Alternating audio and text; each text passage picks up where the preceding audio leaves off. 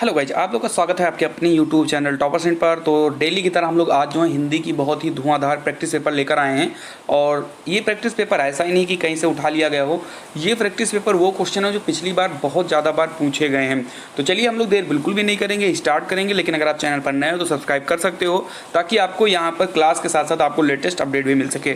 तो चलिए हम लोग स्टार्ट करते हैं। सबसे पहला क्वेश्चन आपके सामने स्क्रीन के बहुत ही अच्छा क्वेश्चन है कि पराधीन सपने सुख नाही किस रचनाकार की पंक्ति है। तो अगर आप हिंदी ठीक ठाक पढ़ते हो, अच्छा पढ़ते हो, तो आपको तो ये तुरंत आंसर पता लग गया होगा। और अगर आपकी तैयारी ढीली है तो कोई दिक्कत नहीं है, मैं आपको बता दूंगा इसका राइट आंसर क्या होगा।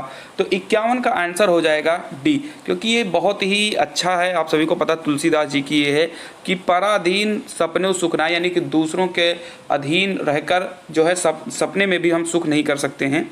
चलिए आगे देखते हैं क्वेश्चन नंबर 52। देखो यार, आप लोग शेयर कर दिया करिए, ठीक है। आप लोग शेयर नहीं करते हो इसीलिए अच्छा नहीं लगता यार, शेयर कर दो ना, इतनी अच्छी क्लास चल रही है। चलिए अगला क्वेश्चन, वह थोड़ा बीमार है, इस वाक्य में थोड़ा में कौन सा क्रिया विशेषण है।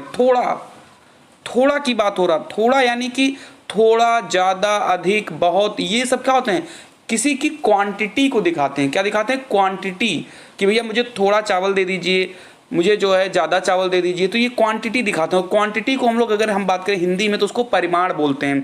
समझ में आ गई बात? तो ये कौन सा हो जाएगा क्रिया विशेषण? ये हो जाएगा परिमाणवाचक क्रिया विशेषण। चलिए आगे की तरफ हम लोग बढ़ जाते हैं। क्वेश्चन पूरे 50 क्वेश्चन हैं और जिन बच्चों ने 35 प्लस क्वेश्चन कर लिया उसको गवर्नमेंट कॉलेज लेने से कोई भी रोक नहीं सकता है। आप लोग बड़े आगे चलते रहिए। कुछ क्वेश्चंस अच्छे लेवल के हैं, मॉडरेट लेवल के हैं, और कुछ जो हैं इजी क्वेश्चन हैं आपके पास। इजी क्या मतलब, जैसे ही हर एग्जाम में आता है, कुछ क्वेश्चन इजी होते हैं, कुछ क्वेश्चन हार्ड लेवल के होते हैं। 53 नंबर क्वेश्चन अगर हम देखें कि अमृतलाल नागर के किस उपन्यास में गोस्वामी तुलसीदास की जीवनी को आधार बनाया गया है। याद रखिएगा, बहुत अच्छा क्वेश्चन है ये। तो अगर आपको पता हो तो अमृतलाल नागर जी का एक सबसे बेहतरीन जो उपन्यास है उसका नाम है मानस का अंश। ठीक है, ये किसका है उपन्यास? ये है अमृतलाल नागर जी का। अगर हम बात करते हैं इसमें, मानस का हंस जो है अमृतलाल नागर जी का है और ये किसके जीवन पर आधारित है? ये गोस्वामी तुलसीदास जी के जीवन पर आधारित है। उम्मीद करता हूं आपको ये समझ में आ गया होगा। तो चलिए हम लोग बढ़ते हैं अपने अगले क्वेश्चन की तरफ। चलिए क्वेश्चन नंबर 54 की अगर हम बात करते हैं, निम्न में से कौन सा शब्द अमात्रिक है, यानी जिसमें कोई मात्रा नहीं है। बहुत अच्छा, बहुत बढ़िया, बहुत बढ़िया। इसमें आपको बताना है कि किस शब्द में कोई भी मात्रा नहीं है। सभी लोग यार कमेंट करते हुए चलिए, अपना अपना आंसर जो है टाइप करते हुए चलिए। बहुत बढ़िया, बहुत अच्छा आप लोग कर रहे हो, गुड। तो इसका राइट आंसर हो जाएगा कलरव। आप खुद देख सकते हो कि कलरव में जो है कोई भी मात्रा नहीं है। क्लियर है यहां तक? बाकी कारखाना में भी मात्रा है, अमिताभ में भी मात्रा और चहचहाना में भी मात्रा है। चलिए आगे बढ़ते हैं। बहुत ही सिंपल सा क्वेश्चन है। अगला जो है अलंकार का क्वेश्चन है। चलिए, बहुत बढ़िया। तरन तनुजा तट तमाल तरवर बहुछाय में कौन सा अलंकार है? मुझे तो लग रहा है बहुत सिंपल सा क्वेश्चन है यार। तरन तनुजा तट तमाल तरवर बहुछाए, बहुत बढ़िया।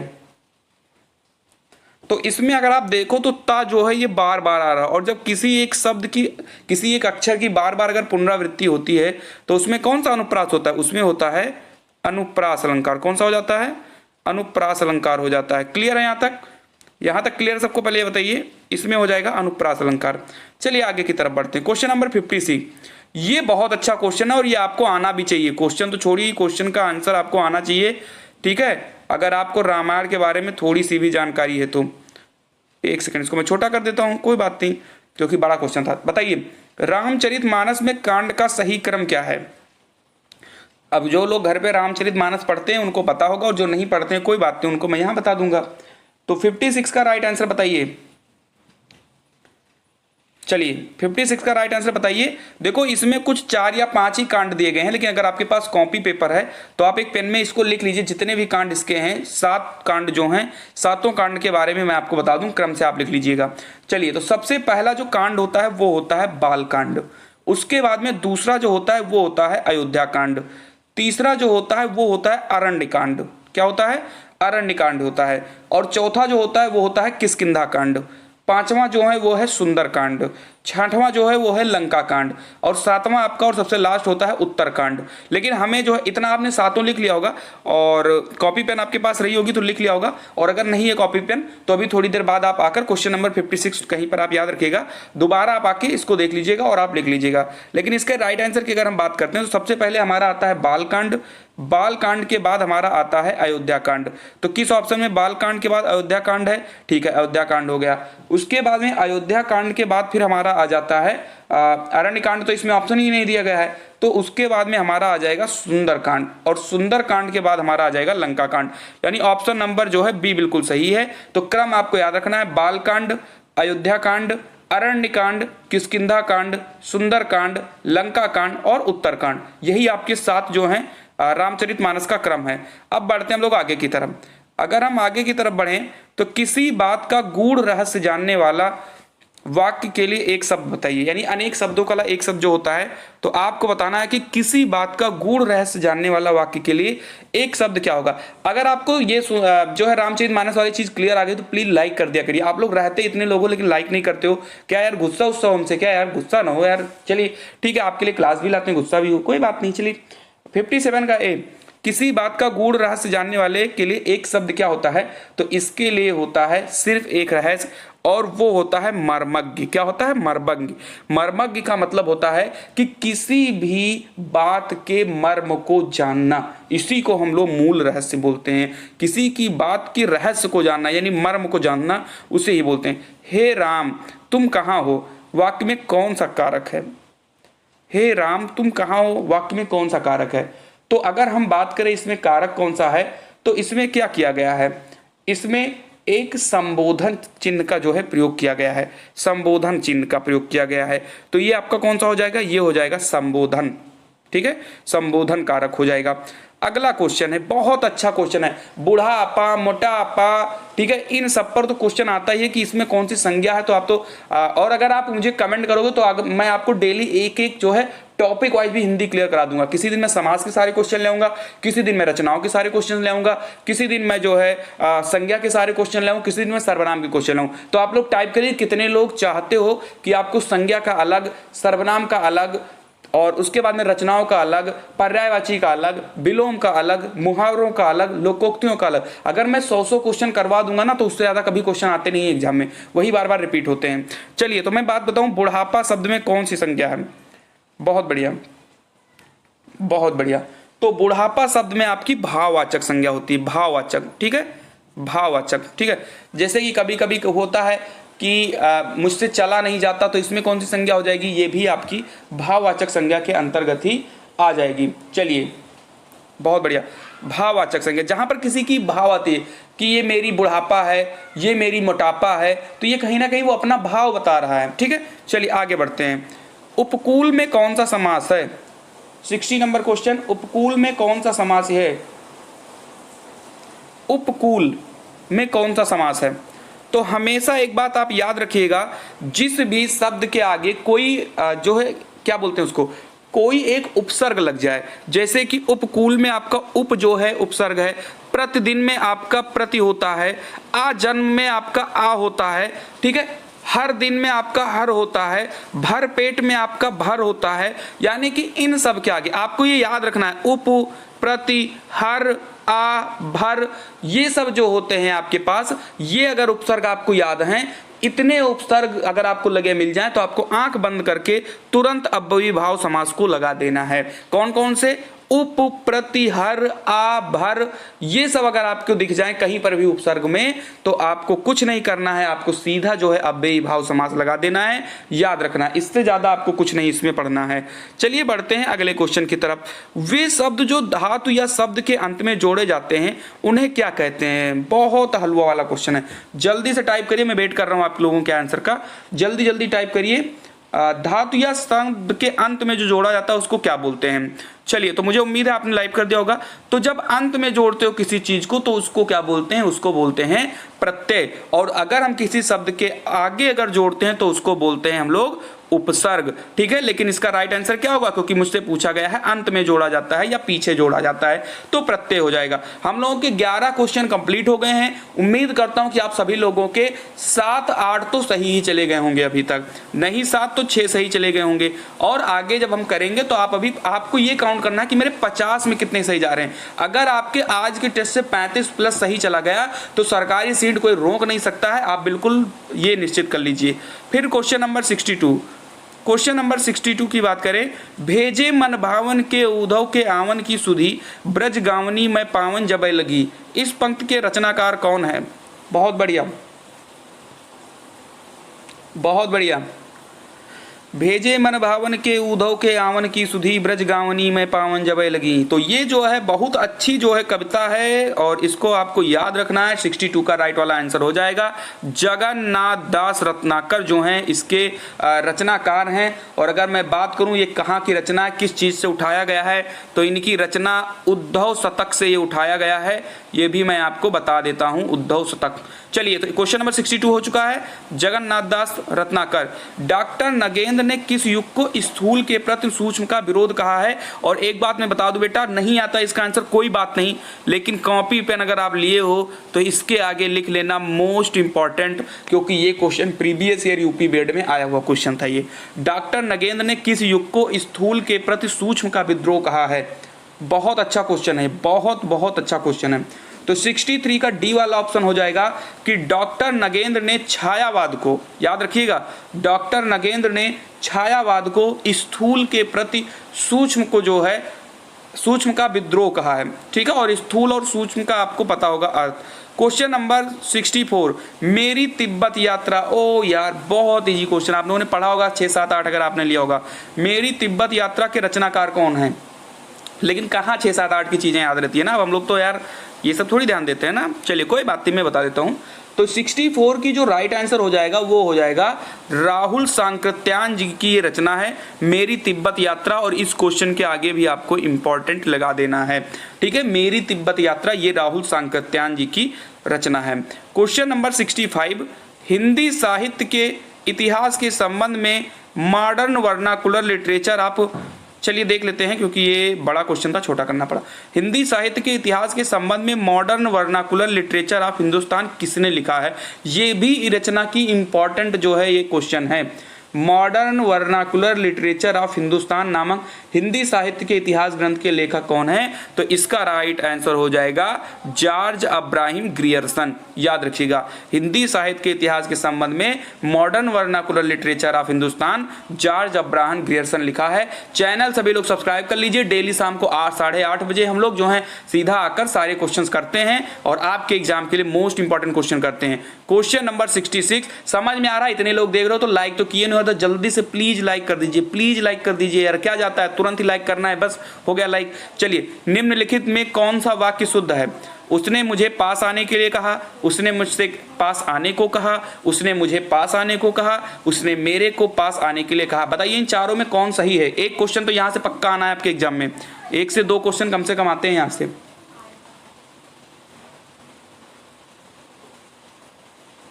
तो बताइए, उसने मुझे पास आने को कहा, उसने मुझसे पास आने को कहा, तो इसका राइट आंसर भी ऑप्शन नंबर बी ही हो जाएगा। क्यों? क्योंकि उसने मुझसे पास आने को कहा। क्लियर है? तो आपका 66 का बी वाला आंसर बिल्कुल ही करेक्ट हो जाएगा। क्वेश्चन नंबर 67, मूक होई वाचाल पंगु चढ़े गिरिबर गहन, जासु कृपा सो दयाल, द्रवो सकल कलिमल दहन। प्रस्तुत पंक्तियों में कौन सा छंद है? बताइए आप लोग, बहुत बढ़िया। प्रस्तुत पंक्तियों में कौन सा छंद है? कौन सा छंद है बताइए। चलिए समय ले लीजिए इसको।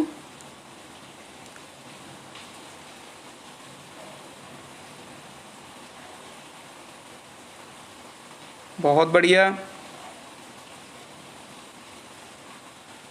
बहुत बढ़िया।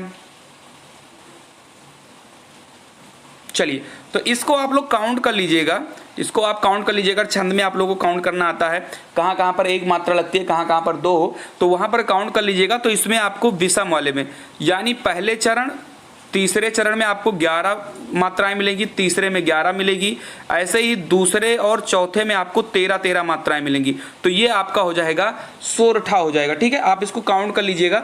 ठीक है, सभी लोग इसको काउंट कर लीजिएगा। चलिए आगे बढ़ते हैं हम लोग। क्वेश्चन नंबर 68, कौन सी वर्तनी शुद्ध है? बताइए इसमें से शुद्ध वर्तनी कौन सी है, यानी कौन सा विशेष शुद्ध है? लगाइए, सभी लोग कमेंट करिए। आप लोग नीचे कमेंट करिए कितने लोगों को छंद की क्लास चाहिए, कितने लोगों को चाहिए कि हाँ सर मुझे मात्रा काउंट करना सिखवा दीजिए, और कितने लोगों को चाहिए तो बताइए। मैं एक दिन ज़्यादा से ज़्यादा 20 मिनट की क्लास लगेगी, उसके बाद आप एक भी क्वेश्चन जो है छंद की नहीं गलत करेंगे। आप नीचे कमेंट कर सकते हो। अगर कम से कम 50 लोगों ने कमेंट किया कि हाँ सर मुझे छंद की क्लास चाहिए, आपके लिए क्लास जल्द ही आ जाएगी, 1 से 2 दिन में, पक्का है। चलिए लिखिए, तो कौन सी वर्तनी शुद्ध है? तो इसका राइट आंसर हो जाएगा ऑप्शन नंबर ए। ये वाला विशेष आपका बिल्कुल ही करेक्ट है। बढ़ते हैं अगले क्वेश्चन की तरफ। मैथिली शरण गुप्त ने नहीं लिखा। अब इसमें से आपको बताना है कि कौन सी रचना जो है मैथिली शरण गुप्त की नहीं है, और यहां से आप एक क्वेश्चन नोट कर लीजिए कि कौन सी रचना मैथिली शरण गुप्त की है, और इन्हीं 3 में से एक आ जाएगी। बहुत इंपॉर्टेंट है ये, बहुत बढ़िया। अब यार ये बहुत इजी है, क्यों? क्योंकि जो कामायनी है ये जयशंकर प्रसाद जी की रचना है, ये मैथिली शरण गुप्त जी की रचना नहीं है, ये जयशंकर प्रसाद जी की रचना है। बाकी साकेत, जयद्रथ वध और यशोधरा, ठीक है, ये जो है ये मैथिली शरण गुप्त जी की रचना है। क्लियर है, ये मैथिली शरण गुप्त जी की रचना है। बहुत बढ़िया। चौराहा शब्द में कौन सा समास है? चौराहा शब्द में कौन सा समास है? तो मैंने प्रीवियस क्लास में भी कहा था आपको कि जिस भी शब्द के आगे आपको गिनती मिल जाए, गिनती यानी चौराहा, त्रिभुज, पंचभुज, खटभुज, जहां पर भी आपको क्या मिल जाए, द्विराहा, तिराहा, तो वो आपका कुछ नहीं सीधा द्विगु समास होता है। क्योंकि चौराहा में भी गिनती दिख रही है और ये भी द्वि दिख रहा है ना। अगर आप द्वि लिखो तो कैसे लिखोगे? द्वि, तो ये भी आपका हो जाएगा द्विगु समास। किसी भी समास के आगे अगर आपको गिनती दिख जाए, खटभुज, पंचभुज, त्रिभुज, ये सारी जो है आपका ये सारे के सारे आपके द्विगु समास हो जाते हैं। बिल्कुल क्लियर है। और अगर मैं तत्पुरुष समास की बात करूं तो जिस भी समास में हमें क्या मिल जाए, कारक चिन्ह मिल जाए, जैसे कि कर्ता ने, कर्म को, करण से, के द्वारा, संप्रदान के लिए,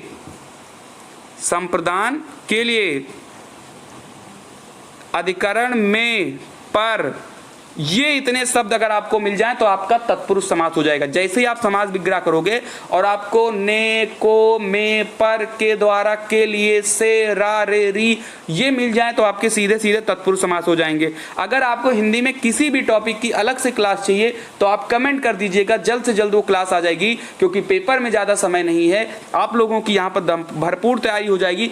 50 में आपको 48 क्वेश्चन, 49 क्वेश्चन तो बिल्कुल सही करके आनी है अगर आप मेरी क्लास कर रहे हो तो। निम्नलिखित में किस शब्द में उपसर्ग का प्रयोग हुआ है? बताइए किस शब्द में उपसर्ग का प्रयोग हुआ है? क्वेश्चन नंबर 71 आपके सामने आ चुका है। देखो, उपसर्ग का मतलब क्या होता है, अगर आप उपसर्ग को हटा भी दीजिए तो उपसर्ग हटाने के बाद भी जो शब्द बचे उसका भी कोई ना कोई अर्थ होना चाहिए। समझ में आई बात? अगर आप उपसर्ग को हटा दें तब भी कोई ना कोई आपके पास में एक शब्द होना चाहिए। बहुत बढ़िया।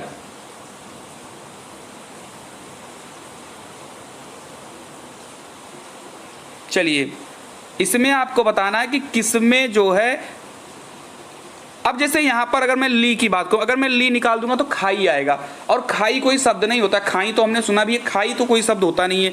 उसके बाद में अगर हम क्या हटा दें इसमें, अगर हम इसमें हानि हटा दें तो कारक मिल जाएगा, अपना हटा दें तो पन मिलेगा, कोई मतलब तो बनेगा नहीं। अगर हम आ हटाएंगे तो पनापन मिलेगा, जिससे कोई मतलब नहीं होता। हाँ, लेकिन उपकार में अगर हम उप को हटा देंगे तो मुझे एक अच्छा सा शब्द मिल जाएगा, और वो मिल जाएगा हमको कार। तो याद रखिएगा कि उपकार में उपसर्ग का प्रयोग हुआ है, बाकी तीनों में जो है हमारे पास में किसी भी उपसर्ग का प्रयोग नहीं हुआ है। हमेशा उपसर्ग हटाने के बाद ये देखिए कि जो शेष शब्द मिला है तो क्या उसका कोई अर्थ है। लिखाई में ली हटा दोगे खाई आएगा और खाई कोई शब्द नहीं होता है। हानिकारक में अगर आप हाँ हटा देते हो तो निकारक आएगा, हानि हटा दोगे तो कारक आएगा और कारक भी जो है कोई शब्द नहीं होता है। अपनापन में अपना हटा दोगे तो पन आएगा और पन भी कोई शब्द नहीं होता है। चलिए आगे बढ़ते हैं। औंधी खोपड़ी मुहावरे का अर्थ क्या है? 72 नंबर क्वेश्चन। औंधी खोपड़ी मुहावरे का अर्थ क्या होता है? अरे यार बहुत सिंपल है। औंधी खोपड़ी, लोग कहते हैं क्या यार औंधी खोपड़ी हो, कुछ भी किया करते हो। औंधी खोपड़ी का मतलब होता है मूर्ख होना। क्या होगा? मूर्ख होना। मूर्ख होना इसका राइट आंसर हो जाएगा औंधी खोपड़ी का। आगे बढ़ते हैं क्वेश्चन नंबर 73। त्यागपत्र उपन्यास के उपन्यास कारक कौन है? त्यागपत्र, क्वेश्चन नंबर 73 त्यागपत्र। तो ये जो है भैया जैनेन्द्र जी की रचना है त्यागपत्र। जो नहीं पता है वो कॉपी में लिखते हुए चलिए। और रचना की क्लास बहुत जल्द आ रही है। जितनी रचनाएं मैं लिखवा दूंगा एक भी रचना आप उससे गलत नहीं करोगे, क्योंकि वहीं से रचनाएं उठाई जाती हैं। तो आप जो ये सारी चीजें लिख लीजिए, बाकी रचना की क्लास बस 1 से 2 दिन में आपके लिए आ रही है। वर्णों के उस समूह को, क्योंकि हमारा टारगेट है 18 जुलाई तक आपके कम से कम 100 नंबर बढ़वा देना, चाहे वो जीके का हो, चाहे वो रीजनिंग का हो, चाहे वो हिंदी का हो। 100 नंबर आपके बढ़वाने का टारगेट मैंने लिया है। अगर आप मेरा साथ देते हैं, अगर आप अच्छे से पढ़ते हो, आपका 100 नंबर कोई नहीं रोक पाएगा। लिखा है वर्णों के उस समूह को जिससे कोई निश्चित अर्थ निकलता हो, क्या कहा जाता है? बताइए। बहुत बढ़िया। तो वर्णों का समूह, यानी जब वर्णों को आप जोड़ते हुए चले जाओगे, जैसे कि मैंने लिख दिया रा और माँ, अगर इनको मैंने जोड़ दिया तो ये एक शब्द बन जाता है। और एक सार्थक क्रम में अगर आप जोड़ोगे तो उसका एक अर्थ निकलेगा और उस अर्थ को हम लोग शब्द बोलते हैं। यानी कि जब 2 अक्षरों को ऐड कर दोगे, 2 वर्णों को आप जोड़ दोगे सार्थक क्रम में, तो उसको हम लोग शब्द बोलते हैं। चलिए बहुत अच्छे। वे कथन जो आपसी व्यवहार में सामान्य रूप से प्रयुक्त होते हैं उन्हें क्या कहा जाता है? वे कथन जो आपसी व्यवहार में सामान्य रूप से प्रयुक्त होते हैं उन्हें क्या कहा जाता है? तो इसका राइट आंसर हो जाएगा, बताइए सभी लोग बताइए, जल्दी से टाइप करिए, सिर्फ 2 सेकंड का समय दे रहा हूं। चलिए, तो आपसी व्यवहार के सामान्य कथन को अनौपचारिक कथन कहा जाता है। अनौपचारिक कथन कहा जाता है। ठीक है, बिल्कुल भी नहीं घबराना है, आराम से लगाते रहिए बस। Question number 76। निम्नलिखित में से किस पत्रिका का संबंध इलाहाबाद से है? बताइए। निम्नलिखित में से किस पत्रिका का संबंध इलाहाबाद से है?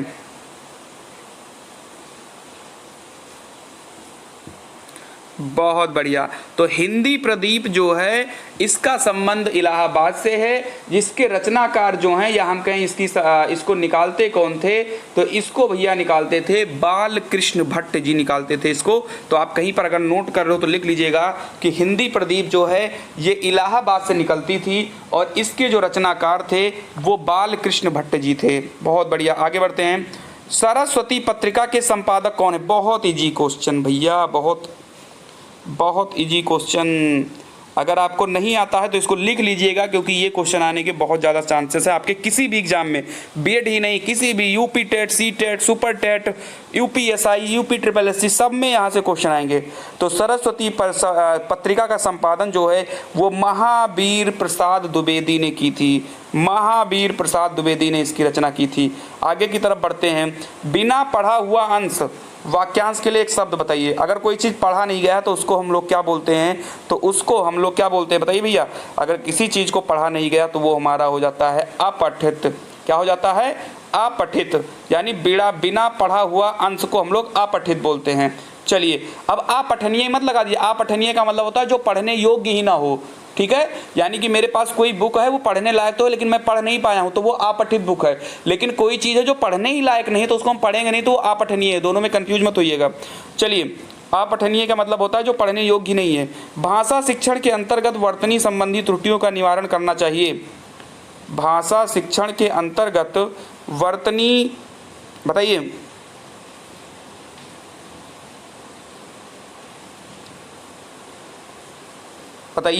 वर्तनी का शुद्ध उच्चारण एवं लेखन अभ्यास करवाकर, त्रुटियों का प्रकार गिनाकर, वर्तनी के बारे में कुछ बातें बताकर, त्रुटियों की अपेक्षा कर। यानी आपको ये बताना है कि भाषा शिक्षण के अंतर्गत वर्तनी संबंधी त्रुटियों का निवारण हम कैसे कर सकते हैं। तो कैसे आप कर सकते हो, वर्तनी का शुद्ध उच्चारण एवं लेखन अभ्यास करवा के। बिल्कुल सही चीज़ है, अगर आपको किसी चीज़ में समस्या है तो आप क्या करोगे, उसकी अभ्यास करवाओगे। तो अगर किसी को क्या है, वर्तनी संबंधी कोई कमी आ रही, कोई त्रुटि है, तो हम क्या करेंगे, वर्तनी का हम शुद्ध उच्चारण करवाएंगे, हम उसको लिख कर उसका हम लोग अभ्यास करवाएंगे, उसकी वर्तनी सही हो जाएगी।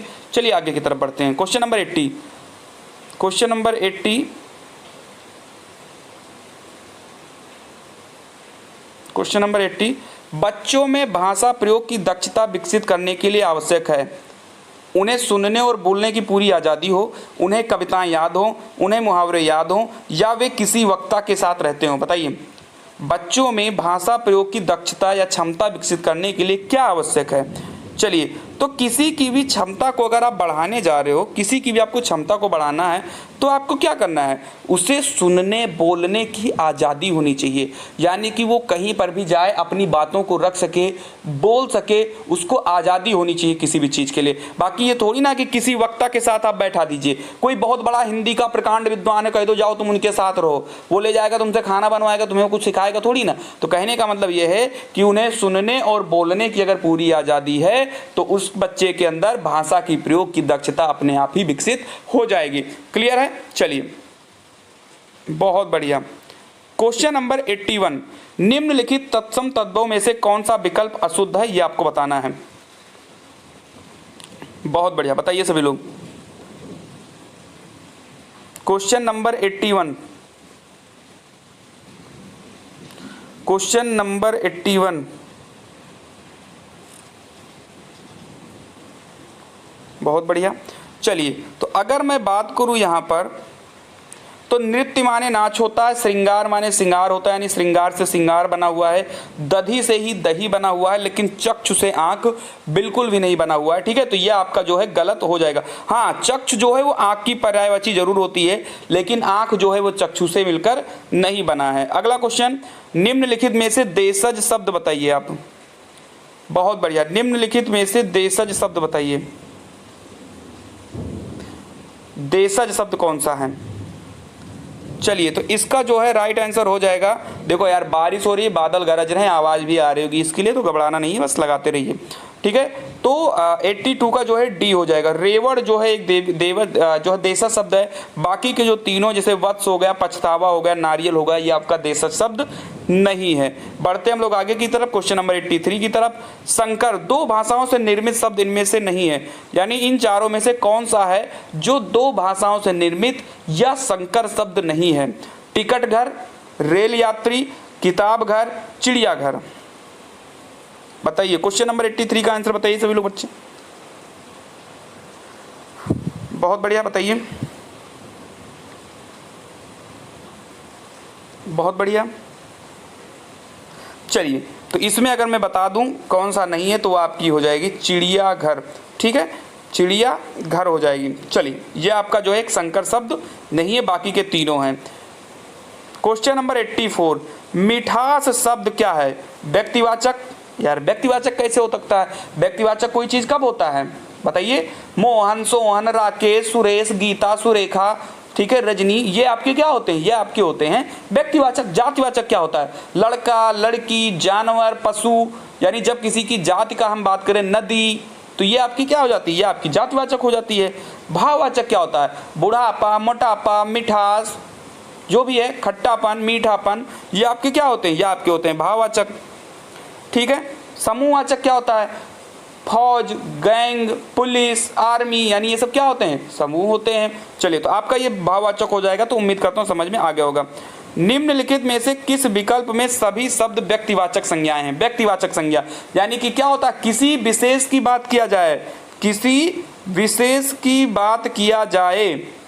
86 नंबर क्वेश्चन, किसी विशेष व्यक्ति की बात किया जाए, तो 86 का हो जाएगा बी वाला क्वेश्चन। क्यों, राधे श्याम एक नाम है, पन्नालाल एक नाम है, हिमालय एक नाम है। अगर पर्वत होता तो पर्वत जातिवाचक में चला जाता, लेकिन अगर पर्वत में से सिर्फ हिमालय का नाम लिया गया है तो वो आपका हो जाएगा व्यक्तिवाचक। बढ़ते हैं आगे की तरफ, क्वेश्चन नंबर 87, निम्नलिखित में से किस विकल्प में सभी शब्द भाववाचक संज्ञाएं हैं।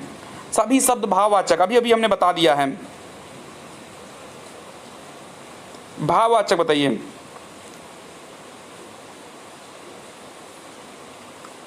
चलिए, जिसमें किसी की भाव आती हो, भाव जो आपके अंदर फीलिंग्स होती हैं, भाव उसी को बोलते हैं। जैसे कि अब देखो इसमें वृक्ष दिया है, तो भैया अगर वृक्ष दिया है तो ये आपका जो है किसी जाति को करता है, तो ये तो हो नहीं पाएगा।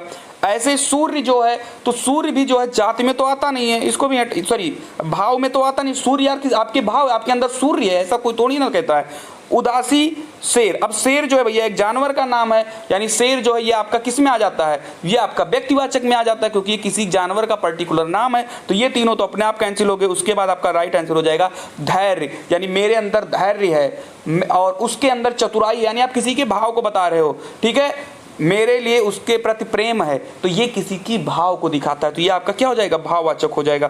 क्वेश्चन नंबर 88, ये क्वेश्चन क्लियर नहीं है, कोई बात नहीं, देख लेते हैं, मैनेज करते हैं। नेहरू जी ने भारत की स्वतंत्रता संग्राम में महत्वपूर्ण भूमिका निभाई। आपने जेल में रहते हुए डिस्कवरी ऑफ इंडिया नामक पुस्तक लिखी। इस वाक्य में रेखांकित पद क्या है? अच्छा, रेखांकित पद हट गया ना, कोई बात नहीं, तो मैं रेखांकित कर देता हूँ। यहाँ पर आपके आपने में जो है रेखांकित होगा, आपने के नीचे रेखांकित लिखा है। आपको ये बताना है कि इस वाक्य में रेखांकित पद जो है क्या है, निजवाचक सर्वनाम है, मध्यम पुरुष सर्वनाम है, अन्य पुरुष सर्वनाम है, या संबंधवाचक सर्वनाम है, आपको ये बताना है। बहुत बढ़िया। चलिए अब सुनिए, सबसे पहले मैं बता दूं निजवाचक सर्वनाम क्या होता है।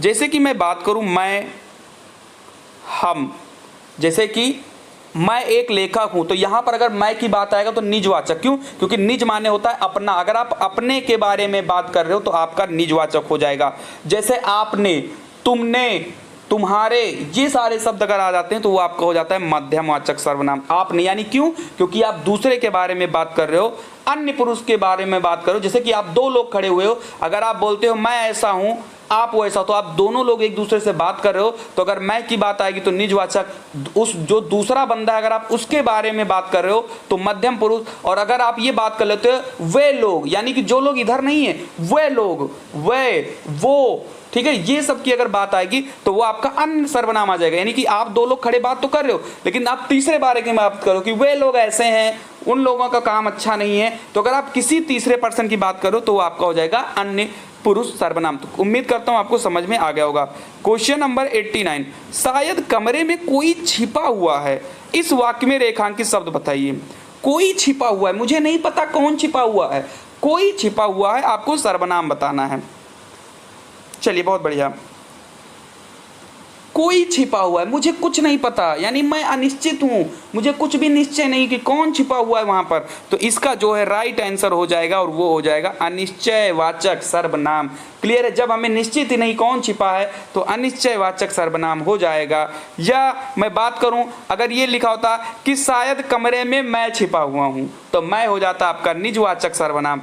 शायद कमरे में कौन छिपा, या तब तो ये फिलहाल क्वेश्चन नहीं बनता। अगर ऐसा होता कमरे में कौन छिपा है, तो आपका हो जाता प्रश्नवाचक सर्वनाम। चलिए आगे बढ़ते हैं, समझ में आ गया होगा। Question number 90। देखो यार, इतने लोग देख रहे हो, प्लीज आपने लाइक नहीं किया तो प्लीज कर दीजिए यार ना, आप लोगों के लिए मैं मेहनत करके आपके लिए वीडियो लाता हूँ, लाइक नहीं करते यार तो थोड़ा सा दिल टूट जाता है यार, प्लीज कर दो यार, क्या दिक्कत है। अब लिखते हैं मोहन प्रकाश जी डैश बीच में जो है खाली स्थान है, हिंदी पढ़ाते हैं। मोहन प्रकाश जी हिंदी पढ़ाते हैं, इस वाक्य में रिक्त स्थान की पूर्ति अन्य पुरुष वाचक सर्वनाम से करो। अन्य पुरुष बताइए, अन्य पुरुष आपको इसमें भरना है, कोई भी अन्य पुरुष। अब आपको चार ऑप्शन यहाँ पर दिए गए, बताइए इसमें से अन्य पुरुष कौन सा है। मुझे निजवाचक सर्वनाम है, मुझे निजवाचक सर्वनाम है, तुम्हें मध्यम पुरुष सर्वनाम है, उन्हें, यानी आप दो लोग बात कर रहे थे लेकिन बता किसको रहे थे, उन्हें, जब आप उन्हें बात किए तो वो आपका सीधा हो जाता है अन्य पुरुष, यानी हम दो लोगों के साथ वो नहीं है, उन्हें, वे लोग, अगर ऐसी बातें आती है तो उसको हम लोग बोलते हैं कौन सा, अन्य पुरुष। तो हमने भर दिया इसमें उन्हें। क्लियर हो गया इतनी बात? बहुत बढ़िया। निम्नलिखित में से किस विकल्प में सभी सर्वनाम पुरुषवाची हैं? बताइए कौन सा सर्वनाम है जिसमें सबके सब पुरुष हैं? बहुत बढ़िया।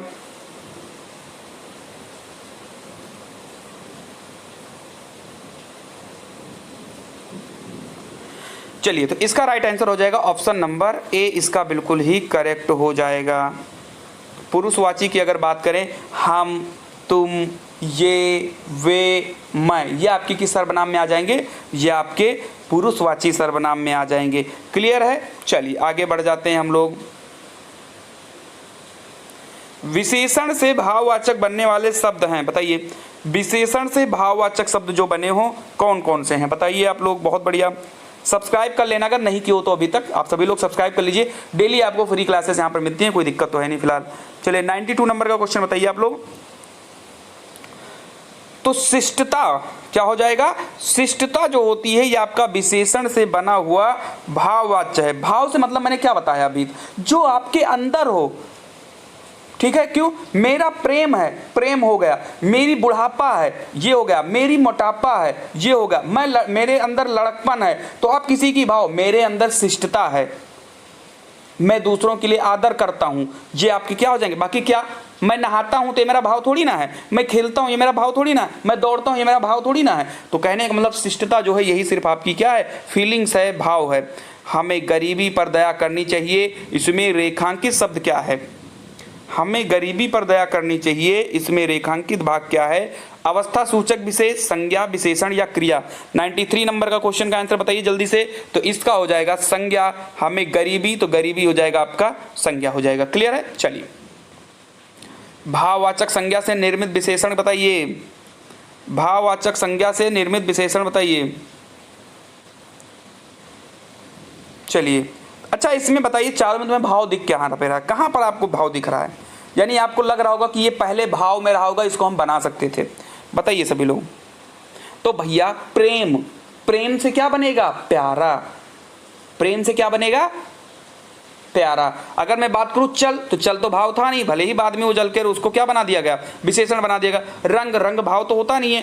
ऊंचा या ये किसी की भाव तो होती नहीं है। तो प्रेम से ही बना है प्यारा, और यही हमारा हो जाएगा राइट आंसर।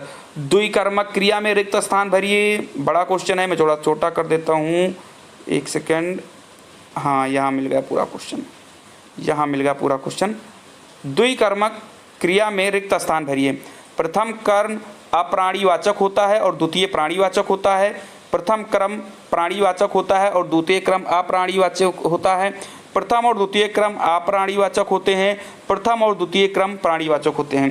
क्वेश्चन नंबर 95, इसका आंसर हो जाएगा ऑप्शन नंबर बी, क्योंकि जब भी द्विकर्मक क्रिया होगी तो उसमें जो प्रथम वाली होगी वो प्राणीवाचक होगी और दूसरी वाली जो होगी वो अप्राणीवाचक जो है वो होगी। क्लियर है? चलिए क्वेश्चन नंबर 96 की बात कर लेते हैं हम लोग। हेतु हेतु मदभूत का उदाहरण बताइए। हेतु हेतु मदभूत का उदाहरण। चलिए, तो तुम आते तो मेरा काम बन जाता, ये इसी चीज का उदाहरण है। तुम आते तो मेरा काम बन जाता, हेतु हेतु मदभूत। बहुत ही अच्छे क्वेश्चन थे। अगर आपके 30 प्लस 35 प्लस अगर आपके सही गए हैं, आप बहुत अच्छी पढ़ाई कर रहे हो। बस अगर कुछ कमी अगर आपके अंदर है, अभी भी नहीं कंप्लीट है, तो टेंशन ना लीजिए, मैं टॉपिक वाइज सारी चीज़ें लेकर आ जाऊंगा।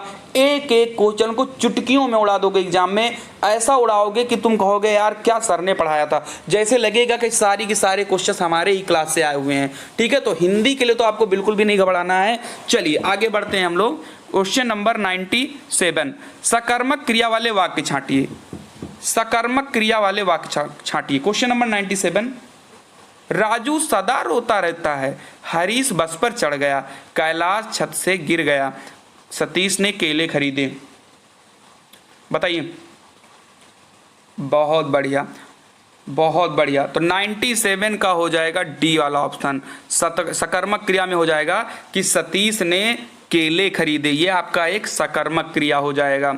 चलिए, रमेश कल दिल्ली जाएगा, इस वाक्य में रेखांकित शब्द बताइए। देखो, जो भी टॉपिक पर आपको वीडियो चाहिए, रचना पर चाहिए, समास पर चाहिए, संधि पर चाहिए, या आपको सर्वनाम पर चाहिए, या आपको संज्ञा पर चाहिए, या आपको कारक पर चाहिए, या आपको छंद पर चाहिए, आप जरूर नीचे कमेंट करिए। जिस टॉपिक पर सबसे ज़्यादा कमेंट होंगे उसी का हम जो है वीडियो लेकर आ जाएंगे जल्दी। और याद रखिए, किसी भी टॉपिक को अगर मैंने 15 से 20 मिनट पढ़ा दिया, एक भी क्वेश्चन आपके एग्जाम में नहीं आना है। रीजन उसका यह है कि आपको ट्रिक बता दी जाएगी और सारी चीज़ें क्लियर हो जाएंगी। तो रमेश कल दिल्ली जाएगा, इस वाक्य में रेखांकित शब्द बताइए। संज्ञा, क्रिया विशेषण, संज्ञा विशेष या कर्म।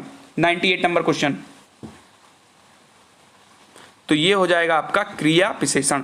रमेश कल दिल्ली जाएगा, यानी वो क्या करेगा, क्रिया करेगा, इसी को हम लोग बोलते हैं क्रिया विशेषण। क्वेश्चन नंबर 99, सिर्फ 2 क्वेश्चन बचे हैं, रुके रहिए और लाइक कर दीजिए अगर नहीं किया अभी तक तो। ध्यानपूर्वक शब्द है, बताइए ध्यानपूर्वक क्या शब्द है, परिमाणवाचक क्रिया विशेषण, कालवाचक क्रिया विशेषण, स्थानवाचक क्रिया विशेषण या रीतिवाचक क्रिया विशेषण।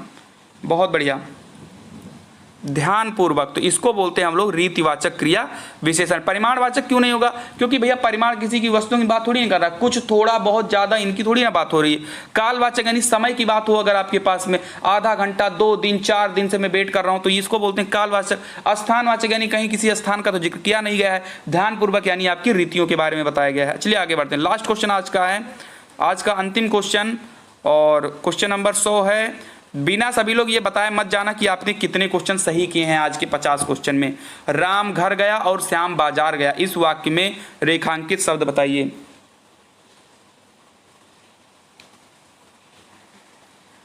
राम घर गया और श्याम बाजार गया, इस वाक्य में रेखांकित शब्द बताइए। तो आंसर हो जाएगा कारण बोधक। ठीक है, कारण बोधक आपका हो जाएगा। चलिए सभी लोग अंदर नीचे टाइप करिए जल्दी जल्दी, और हाँ जाने से पहले तो लाइक भी करना है, सब्सक्राइब नहीं किया तो सब्सक्राइब भी करना है, और यार खुद टेस्ट दे दियो तो क्यों गरीब लोगों का वो करना है, प्लीज सभी को शेयर कर दो, सारे बच्चों का कल्याण हो जाए ना, जल्दी शेयर कर दीजिए। और चैनल को तो यार तुरंत सब्सक्राइब कर लो, और नीचे कमेंट पर लिख जाओ कि आपके 50 में टोटल कितने क्वेश्चन सही हैं। ठीक है, जरूर टाइप करिए कितने सही हैं, कोई बात नहीं, 20 सही है 20 लिखो, 25 सही है 25 लिखो, 50 सही है 50 लिखो। और जिन लोगों ने छूट गया है, यानी वो लोग लेट ज्वाइन किए हैं, वो लोग वीडियो खत्म होने के बाद पीछे जाइए और उसको फिर से आप देख सकते हो। तो बहुत ही अच्छी क्लास थी, अगर आपको लगी हो कि हाँ क्लास अच्छी है तो प्लीज नीचे लिख दीजिए सर मजा आ गया, मजा आ गया, बस यही लिखते हुए चले जाइए। सभी लोग टाइप करिए जितने लोग हमारे साथ जुड़े थे कि मजा आ गया सर। तो चलिए मिलते हैं अगली वीडियो में। जय हिंद, जय भारत।